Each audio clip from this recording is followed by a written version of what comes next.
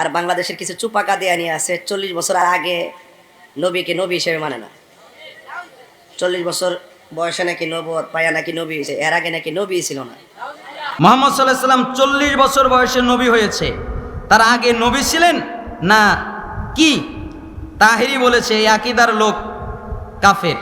আস্তাগফিরুল্লাহ। মুহাম্মদ সাল্লাল্লাহু আলাইহি ওয়াসাল্লাম নবুয়ত পেলেন কিসের মাধ্যমে?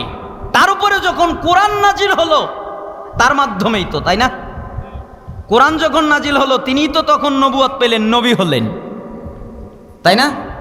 কোরআন নাজিল হওয়ার আগে বলেছিল কেউ মুহাম্মদকে মানো, মুহাম্মাদের ইত্তেবা করো, এরকম তো কিছু বলা হয়নি। তো তার উপরে যখন ইকরা বিসমি রাব্বিকাল্লাযী খালাক আলাকের এই আয়াত নাজিল হলো, পড়ুন আপনার প্রভুর নামে যিনি আপনাকে সৃষ্টি করেছেন, এই আয়াতের মাধ্যমে তিনি নবুয়ত লাভ করলেন, তখন তিনি নবী হলেন। তো এর আগে এটা হলো বাতিলদের আকীদা। কেন? ওদের একটা আকীদা হলো আউয়ালু মা খালাকাল্লাহু নূরি, আল্লাহ তাআলা সর্বপ্রথম নবীর নূর সৃষ্টি করেছেন, তার মানে আদমের আগেও নবী। অথচ হাদিসের মধ্যে কি এসেছে? আল্লাহ তাআলা সর্বপ্রথম কলম সৃষ্টি করেছেন। কি সৃষ্টি করেছেন? কলম। আচ্ছা আপনারা কি বলবেন? আমি এসএসসি পরীক্ষা হলো না, এসএসসি পরীক্ষা দিয়েছি, তাই আমি এসএসসি পরীক্ষায় পাশ করেছি, তাই পাশ, নাকি না পরীক্ষা দিয়ে না পাশ করেও পাশ? আপনারা কি মনে করেন?